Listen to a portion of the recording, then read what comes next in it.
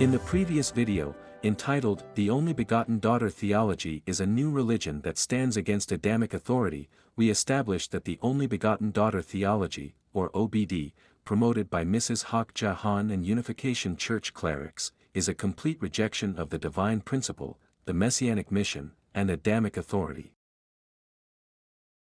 Although the clerics were responsible for the creation of this new, unprincipled theology, they hid behind Mrs. Han, who they hoisted as a convenient object of worship.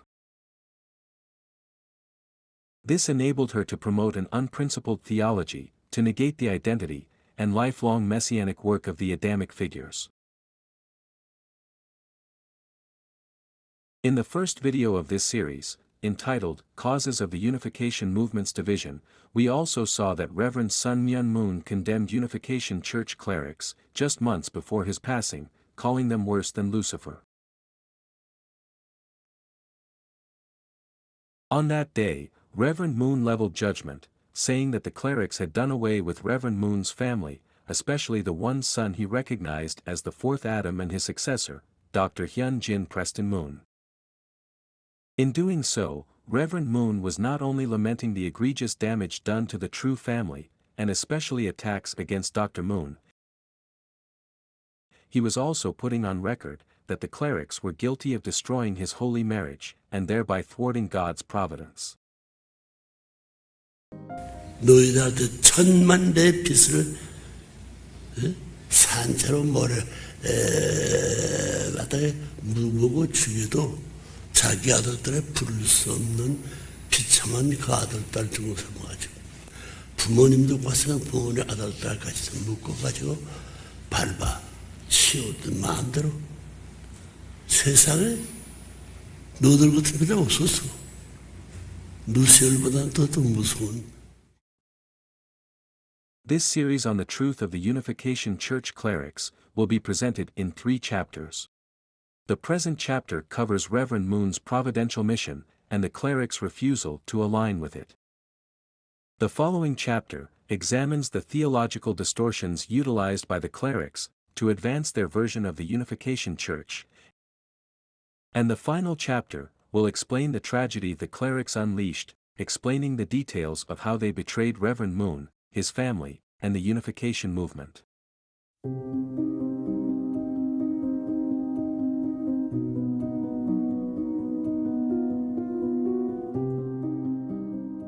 In the Garden of Eden after the fall, God judged Lucifer for his acts of betrayal and destruction so severe as to ruin God's cosmic plan. Those were not minor transgressions.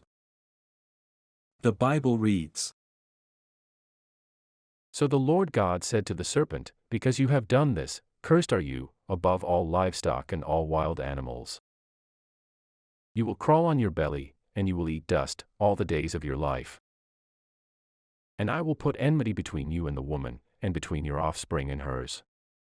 He will crush your head, and you will strike his heel. Only months before his passing, Reverend Moon expressed even greater outrage toward the clerics by calling them worse than Lucifer. What made the clerics' deeds so diabolical as to prompt Reverend Moon to levy such harsh condemnation against them? To answer this, we need to understand the principled view of God's providence and Reverend Moon's messianic mission, and the roles those clerics played in violation of such central providential standards.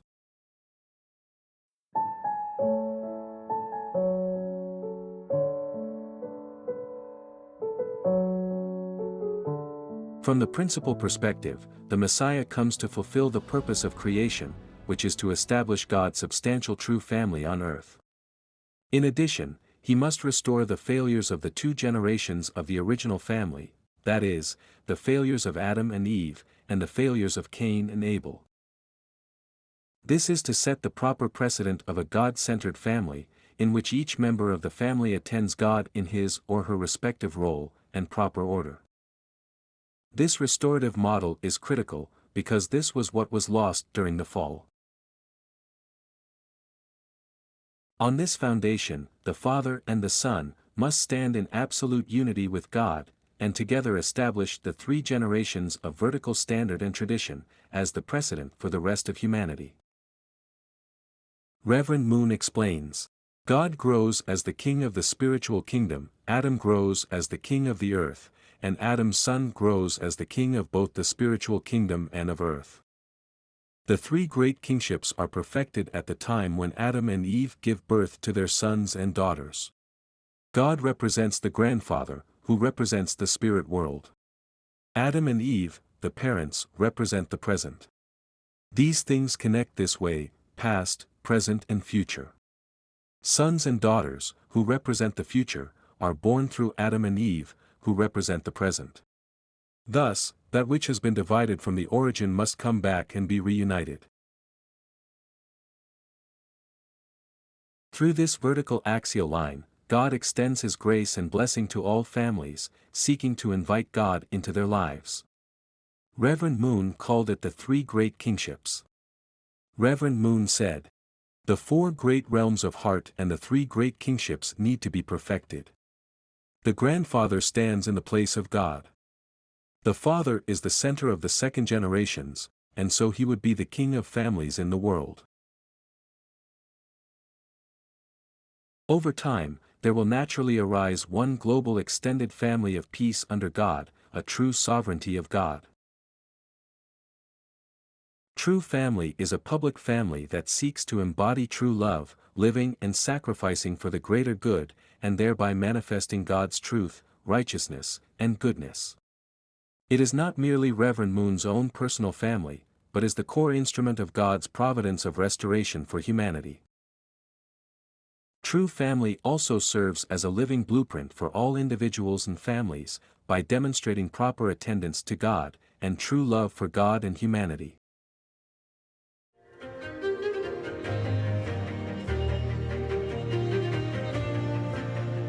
In the beginning of his ministry, Reverend Moon was rejected by the prepared foundation of Christian leaders, therefore, he needed to build up the base necessary for his messianic, providential work. For this purpose, he established the Holy Spirit Association for the Unification of World Christianity, or HSAUWC, in 1954. For the next 40 years, he walked the wilderness course, paving the way to start his true messianic mission on a global level. Although detractors called Reverend Moon's movement the Unification Church, Reverend Moon never intended to create one. He said, "Unification Church became our commonly known name later, but it was given to us by others. It was necessary to hang out a church sign, but in my heart I was ready to take it down at any time. As soon as a person hangs a sign that says church, he is making a distinction between church and not church. Taking something that is one and dividing it into two is not right. This was not my dream. It is not the path I chose to travel." Ironically, the first-generation leaders, who joined the early movement, misunderstood the fundamental teaching of the divine principle, which intended to give new insight into the teachings and identity of Jesus Christ. They used the same frameworks used in Christian churches to interpret Reverend Moon's new revelation. And, thereby, they put the movement Reverend Moon created, back into the church box that he was trying to lead them out of. These elders mistakenly adopted a Christian doctrinal framework, by divinizing Reverend Moon, and placing themselves as intermediaries, like the apostles, between Reverend Moon and the general members. In short, they promoted their misguided understanding of the mission and work of Reverend Moon, and relegated his providential movement, into what was essentially, an extension of the existing Christian church model. As we will see, the newly appointed generation of clerics, would inherit and utilize this framework, for their unprincipled agenda.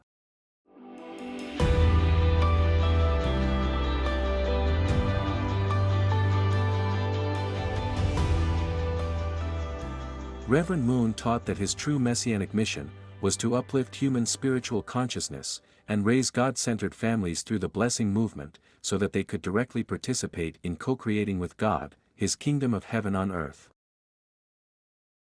After having toiled through the wilderness era to build the necessary foundation, Reverend Moon was ready to embark on his original providential mandate.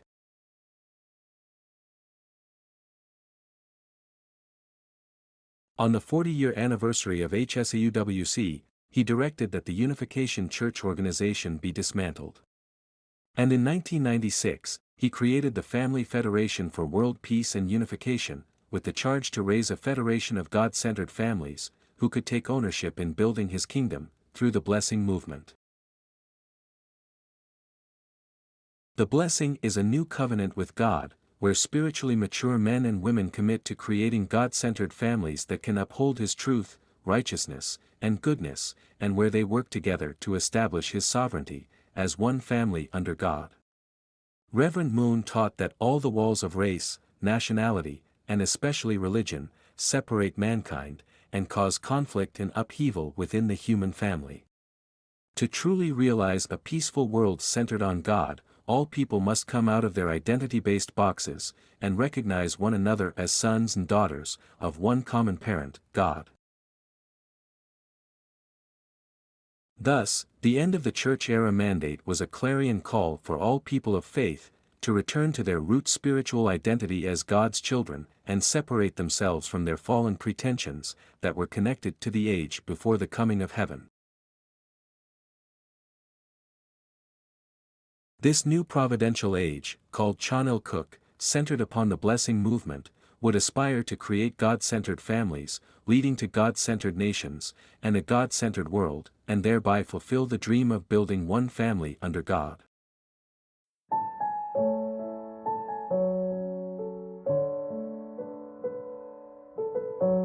The 6,000 years of biblical history show that God advances His providence through righteous individuals and families, not through institutions.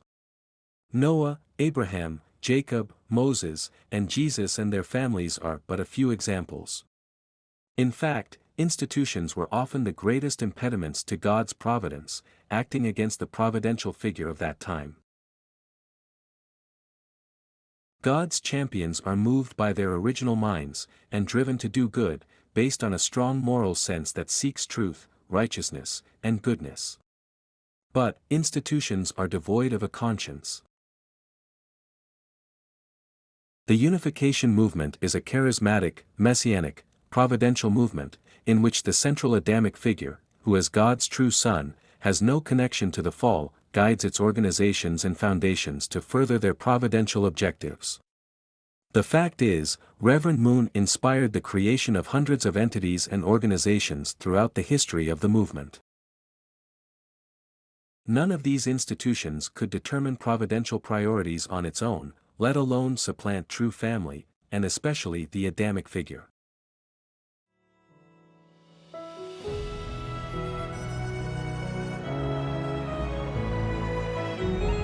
Reverend Moon lived and exemplified a standard of absolute faith, love, and obedience to God and His providence until the last moment of his earthly life. Likewise, Dr. Moon inherited and manifested the same standard throughout his entire life, by leading a public life from a very young age. Upon that merit, on July 19, 1998, in front of God and humanity, Dr. Moon was acknowledged by his father, Reverend Moon, as the fourth Adam and Reverend Moon's successor, to carry on the mantle of his messianic authority and mission. Although the event was billed as the inauguration of Dr. Moon as Vice President of the Family Federation, it was clear from the content of Reverend Moon's speech, and the magnitude of the event itself, that it signified far more than that. Reverend Moon said, "We must understand how miraculous it is that the era of the fourth Adam has just started. Because of the victory won by true parents throughout the entire world, finally from God's point of view, 3 generations have been restored and now the era of the fourth Adam can begin. That is the significance of this inauguration today. That is why Father is so grateful. You can receive the era of the fourth Adam through Hyunjin's family." This established the victorious foundation of third Adam, Reverend Moon, and his son, Dr. Moon, fulfilling 3 generations centering on God for the first time in history. Reverend Moon exclaimed that it was a cosmic event acknowledging his son as the fourth Adam. He said, "It is the first time in my life that I am holding as precious a ceremony as this one today is. I give my heartfelt thanks to God that God waited for such a day as today, and that finally this day has come. This inauguration was the acknowledgement of Dr. Moon as an Adamic figure. Throughout all of providential history, Reverend Moon only acknowledged 4 Adamic figures: the original ancestral Adam, Jesus, Reverend Moon himself, and now, his son, Dr. Moon. This occasion was profoundly significant because, for the first time in providential history, 2 generations could stand before God in Father and Son unity, to restore the failure of Adam's family, in both the Father's generation and the Son's generation. That was the significance of Dr. Moon's inaugural ceremony in 1998. Reverend Moon's end of the church era announcement signified the beginning of a new providential age, tied with his acknowledgement of Dr. Moon as the 4th Adam. Referring to the era as the age of the children or age of the second generation, Reverend Moon instructed that in this new era, everything would go through Dr. Moon, in the realm of the 4th Adam. In other words, to participate in the era of the 4th Adam, one had to unite with the Adamic figure of that age. Reverend Moon reinforced this providential directive by instructing clerics, true family members, and Mrs. Han to unite with Dr. Moon. He told them that, on earth, you must unite centering on Hyunjin. With the tremendous hope and anticipation that Dr. Moon's 1998 inauguration represented, Reverend Moon tasked Dr. Moon to usher in the new age of the end of the church era, and gave him full authority over the entire movement. He declared the realm of the 4th Adam, in which all key initiatives and providential vehicles would come under Dr. Moon's authority. This included the Able UN Initiative, Ambassadors for Peace Initiative, Worldwide Blessing, and the World Cultural and Sports Festival Initiative, as well as providential organizations, such as Family Federation for World Peace and Unification, Universal Peace Federation, World CARP, and Youth Federation for World Peace, and all other peace federations. Moreover, Dr. Moon would have responsibility for the education of all blessed central families, as well as uniquely having the authority to give the blessing. To ensure a smooth transition in passing the mantle to Dr. Moon, Reverend Moon made extensive preparations, and reconfigured the entire movement, starting with the restructuring of the movement's leadership. Reverend Moon retired all senior leaders from the 36 blessed couples on down, replacing them with a group of young Korean leaders, who were 20 to 30 years junior to their predecessors. These clerics came to the movement at a young age when their parents joined, and were called the 1.5 generation. Reverend Moon knew their parents well, as they were of similar age. Reverend Moon appointed these 1.5 generation leaders to key positions, not due to their own merit, but because their younger age would likely allow them to relate better with his successor, Dr. Moon, than their parents. Reverend Moon explicitly charged them to be witnesses to Dr. Moon, and fulfill their roles as John the Baptists, by testifying to the rest of the movement. The only senior 36 blessed couple that Reverend Moon retained, was Reverend Chung Hwan Kwok. This arrangement was not due to his own merit, but only because he was the father of Dr. Moon's wife. Reverend Kwok was tasked by Reverend Moon to ensure that all the other elders and leaders completely aligned with Dr. Moon. Unfortunately, this new breed of 1.5 generation Korean leaders, unlike many of their parents who had joined the movement due to their faith, was not driven by spiritual purpose, but was secular, political, and opportunistic. They looked at their new positions, which were only given to support Dr. Moon, as an opportunity to benefit themselves and their families. They looked at their appointments of inheriting the existing church institution, as winning the lottery, as many of them were heard to have said. And they considered it an opportunity for their own advancement within the movement, as well as that of their family members, thereby losing sight of the providential nature of their appointment, centered on their mission and role to be witnesses to the 4th Adam.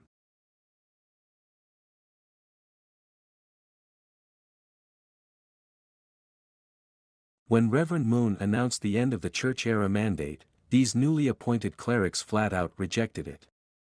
They had no intention to dismantle the bonanza of the institutional church that they had just inherited.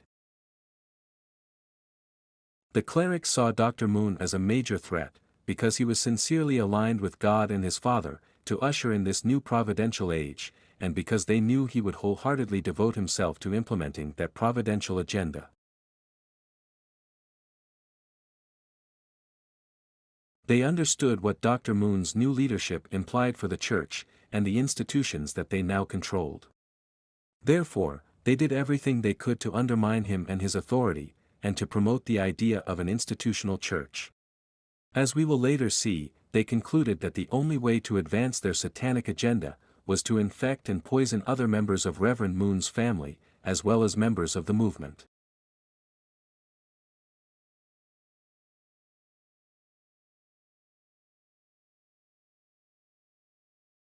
In early 2001, Reverend Moon directed all leaders under 40 years of age worldwide to be under Dr. Moon's authority, and to attend 21-day leadership workshops led by him.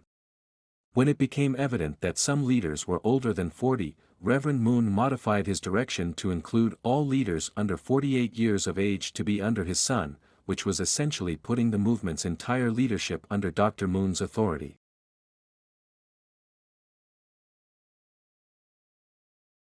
All this preparation, restructuring the movement's leadership, educating younger leaders to support Dr. Moon, and emphasizing his son's key providential position, was to enter a new providential age, in which Dr. Moon could lead the providence, utilizing the entire foundation that Reverend Moon had built and prepared. These unprecedented measures were never again to be duplicated, because this was a once-in-a-lifetime acknowledgement of Reverend Moon's successor. Dr. Moon completely committed himself to realize the providential mandates as set forth by his father.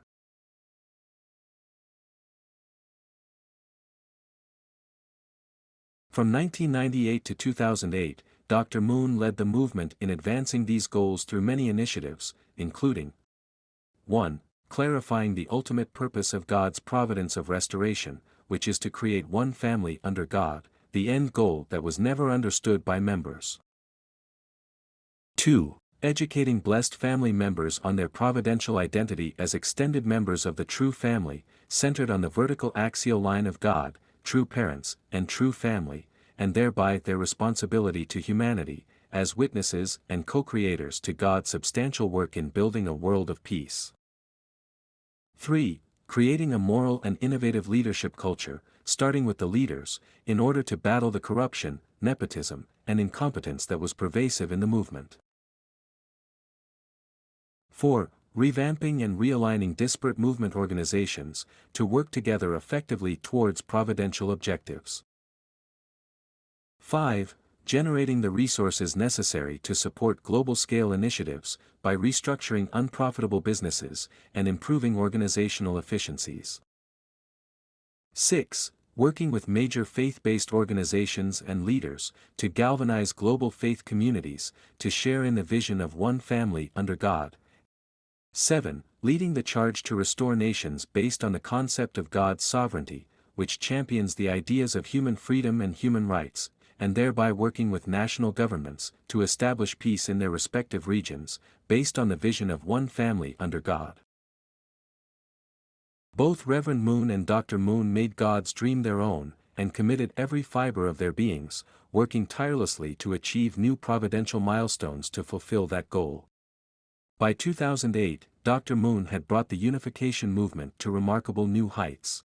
Reverend Moon could not have been prouder and more ecstatic.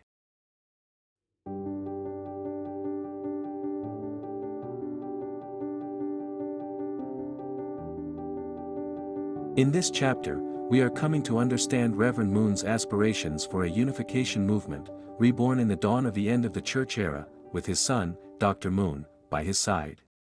For the first time in history, God could rejoice in two generations, in father and son cooperation, completely united with him to champion his will, on earth as in heaven. Reverend Moon envisioned the end of church era to truly represent the end of one age, and the beginning of a new age.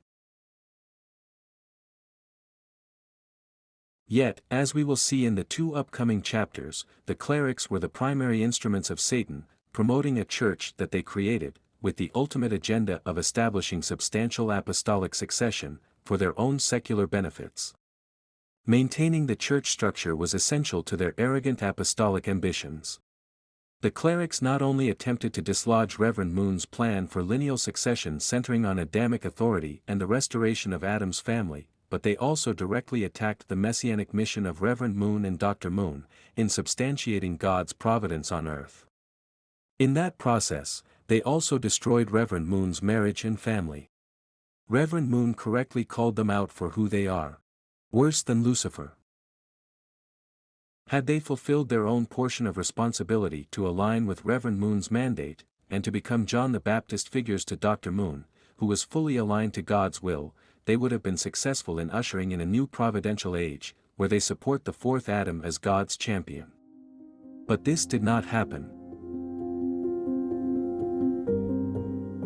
In the next chapter, we will explore how the clerics distorted the principle, Reverend Moon's teachings, and God's providence to reinforce a church institutional framework that they control.